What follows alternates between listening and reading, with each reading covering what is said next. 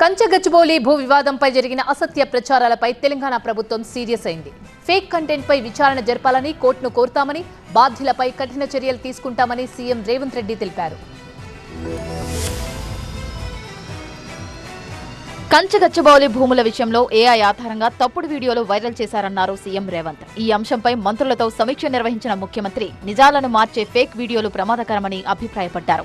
AI fake వీడియోలు corona కంటే danger అన్నారు. ఈ మొత్తం వ్యవహారంలో వాస్తవాలు బయటికి రాకముందే అబద్దాలను వైరల్ చేశారన్నారు. ఈ అంశంలో ఫేక్ కంటెంట్ పై విచారణ జరపాలని కోర్టును కోరుతామని తెలిపారు. ఫేక్ వీడియోలు ప్రచారం చేసిన వారిపై కఠిన చర్యలు తీసుకుంటామని స్పష్టం చేశారు. ఇక ఫేక్ వీడియోలను అరికట్టేందుకు ఫోరెన్సిక్ టూల్స్ ను సిద్ధం చేశామన్నారు సీఎం రేవంత్. ఫేక్ కంటెంట్ భవిష్యత్తులో యుద్ధాలకు బీజం వేస్తుందని అభిప్రాయపడ్డారు. రాష్ట్రంలో సైబర్ క్రైమ్ విభాగాన్ని మరింత బలోపేతం చేయాలని ఉన్నతాధికారులను ఆదేశించారు. ఈ అంశంపై కాంగ్రెస్ నాయకత్వం కూడా ఫోకస్ పెట్టింది.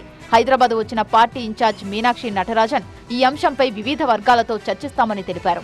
ముగ్గురు మంత్రుల కమిటీతో సమావేశమైన ఆమె వివాదం మొదలైన తీరు, రాజకీయ పక్షాల విమర్శలపై ఆరా తీశారు. సుప్రీంకోర్టు చేసిన వ్యాఖ్యలు, కౌంటర్ కాపీపైన మంత్రుల కమిటీతో చర్చించారు.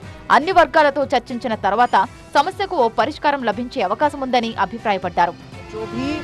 छात्र हैं उनके जो जेएसी के जो सदस्य हैं, जो यहाँ के एमिनेंट नागरिक हैं, सिटीजन्स हैं और सिविल सोसाइटी ग्रुप्स हैं, उनको सबको मिलूं और जो सरकार ने 3 मंत्रियों की एक समिति बनाई है उनको भी मिले और फिर इसमें से बीच का कोई रास्ता सरकार और सारे तेलंगाना के जो वरिष्ठ नागरिक हैं, जो सामाजिक सचेतक हैं, जो थिंकर्स हैं और जो एमिनेंट सिटीजन्स हैं, वो सब मिलकर के एक रास्ता बाहर का निकाल.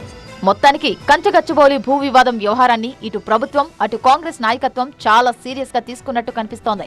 దీంతో ఈ అంశంలో ప్రభుత్వం చర్యలు ఏ విధంగా ఉంటాయి, కాంగ్రెస్ ఇన్ఛార్జ్ ఏ రకమైన అభిప్రాయానికి వస్తారన్నది ఆసక్తికరంగా మారింది.